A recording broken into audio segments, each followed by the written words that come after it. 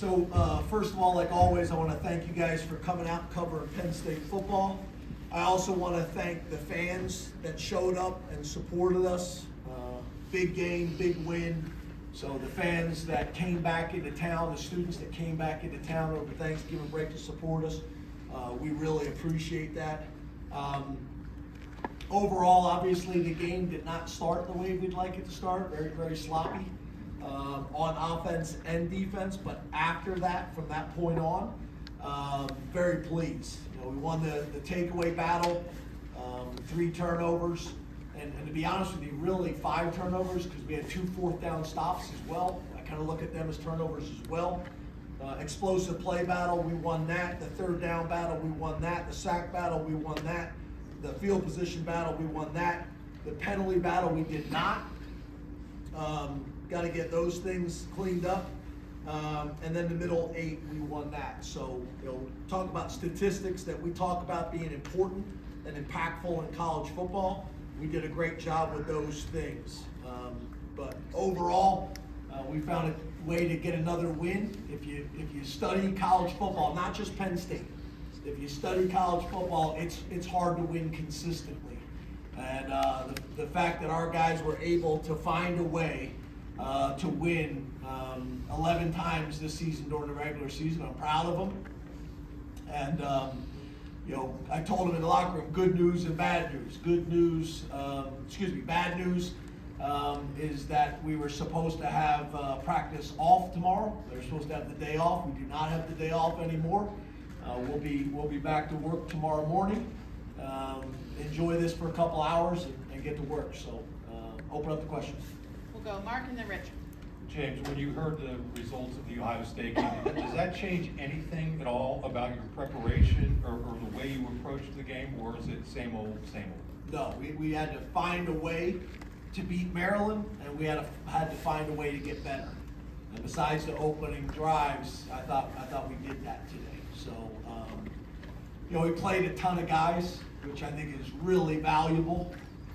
Our 3s and 4s against their 1s, they kept their 1s in the entire game, and our 3s and 4s were able to get in there and get really good work, which will be important for their development. Probably not as clean as we'd like it to be, but that was really good work. Rich and then Johnny. James, when did you find out about the result of the Michigan-Ohio State game, and did you say anything to the team before they took the field? No, I didn't. We knew, but I didn't say anything to the team. Actually, I did the opposite. I said Maryland, Maryland, Maryland, Maryland, Maryland, Maryland, Maryland, Maryland, Maryland, because I think a lot of people were aware of it, trying to keep us focused. Maybe that's why the game started out the way the game started, but you got to control the things that you can control, and the things outside of Beaver Stadium are not in our control. So we needed to win and play well. A lot of eyes watching these games, looking at the statistics. All those things are important. We're fighting to keep this family together as long as we possibly can. Wins do that. Statistics do that. How it looks, all those things matter. So, we were going to play for 4 quarters and fight till the end, and do everything we had to do to put ourselves in the best position to continue the season as long as possible, and also be seeded as high as possible. Johnny then Pickle. James C. Ray. Can you explain the emotions of the alma mater after the game, the scene after the game? And I saw you interact with some seniors, with the Big Ten title game upcoming. Just everything that went into that. Yeah, I'm not sure about that. I mean, it was a win on Senior Day, which is always emotional for me. K-Tron, he's the one guy, like he won't kind of let me slide. I got emotional at breakfast this morning talking to the guys, and K-Tron doesn't like that a whole lot. He gives me a hard time anytime I get emotional. But Senior Day is an emotional day for me. You're with these guys, with 4 years, with COVID, some guys 5 years, 6 years, good and bad. I'm a coach that I love them hard, but I also coach them hard, and I hold them accountable. and it's not always puppies and rainbows. So, to think about some of the journeys I've been on with these guys, it's a lot. So I'm proud of them, but it's an emotional day in general.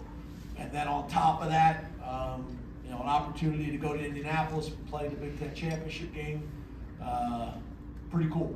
So, I'd be emotional either way, but that's kind of like a little bit of a cherry on top, Pickle, then Andrew.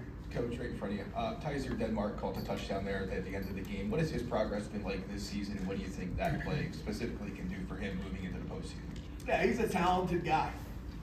He's a talented guy. He's a confident guy, and he's a tough guy, which we put a premium on toughness in our program. And that guy has all those qualities. He continues to get better. We're going to need him more and more here in the in the postseason. But I'm proud of him. He could be a punt returner for us. He can be a slot receiver. I think he can also play Z. But he's a young, talented player that we're excited about his future. So pretty cool for him to get that touchdown. And good for the 3s and 4s again against their 1s to have some success. Andrew, then Jared. Coach, back here. Again. Back right. Hey, you talk about growth a lot, right? And growing each week. What does it say to you at the beginning of the season? People were more critical about the defense, but at the end of the season here, the defense really flipped the page and really carried you guys late in the year. What does that say about their growth from week 1 to Who's people? a lot of us sitting here in the room? Because I was about to say, I was going to give you guys a soundbite. I was going to say, I could give up, but I'm not. You can still do that. I'd love to do that. God, I'd love to do that one day. Again, we focus on the things that we can control. In Beaver Stadium and the Lash building, and if you're going to ride the wave of emotion and passion of fans and sometimes media, you'll drive yourself crazy.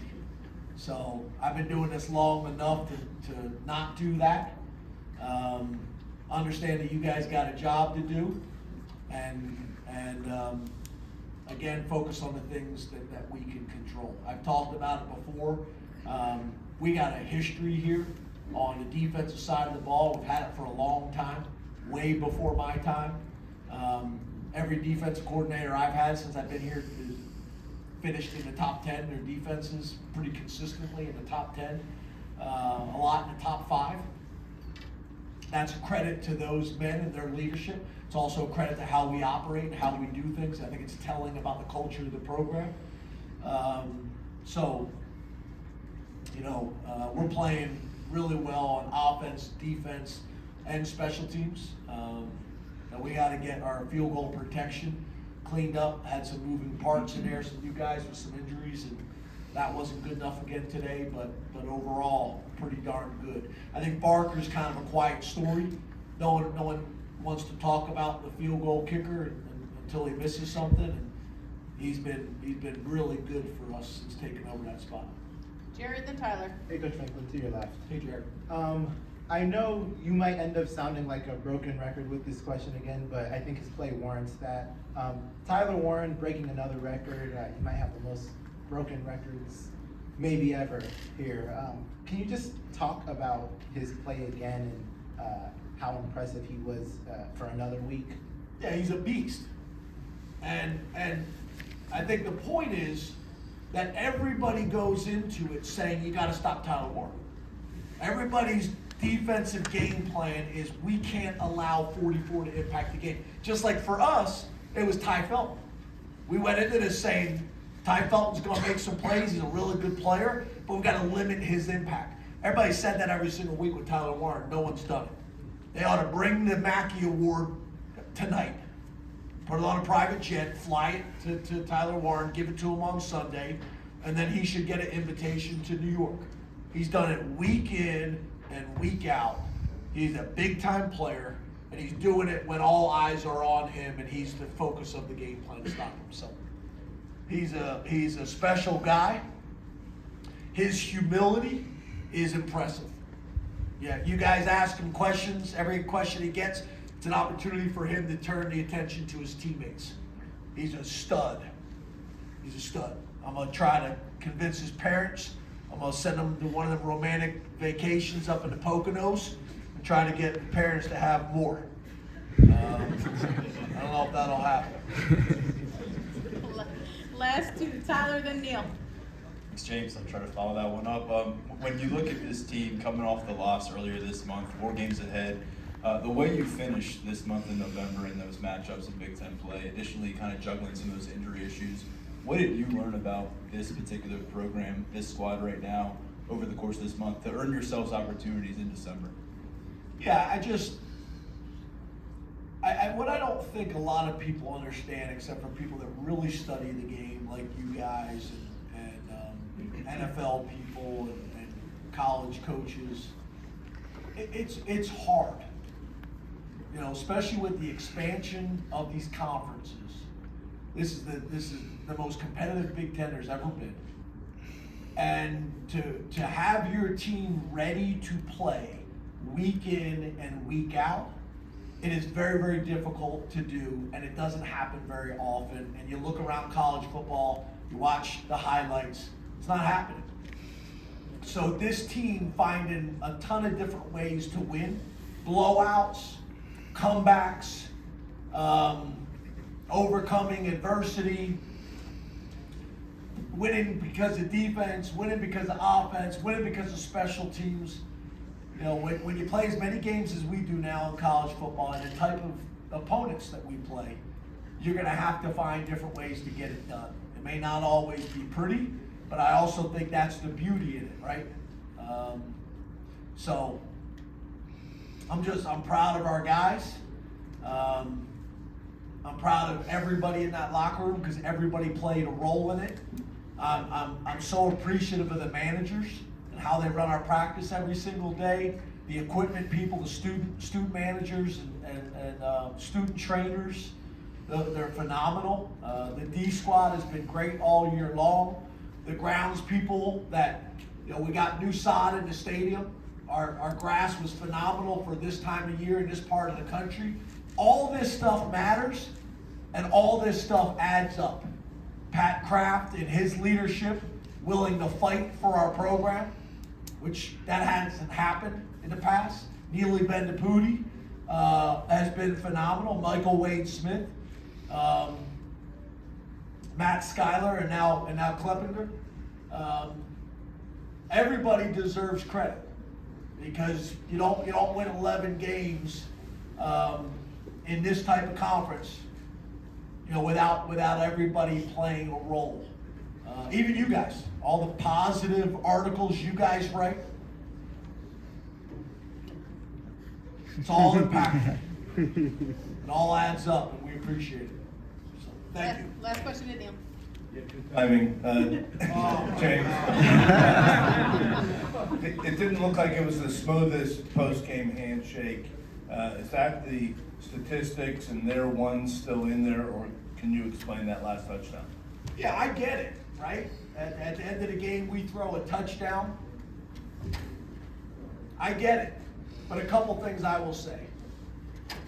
My job is to put the 3s and 4s in the game. But when the 3s and 4s get to go in the game, they get to play football. Those guys deserve to play football. Your 1s are in the game. You were trying to score. We're trying to score. On top of that, you're playing cover 0. If you don't want, play cover 2. So I'm good with it. And on top of that, there's also a change in college football. We are trying to play as long as we can, make the playoffs, and be seeded as high as possible. And scoring as many points and a point differential matters. All that matters. And if you don't get that, it's really not my problem. So, W, 1-0. I'm good with it. Anybody that's not, that's their problem. Thank you, Coach.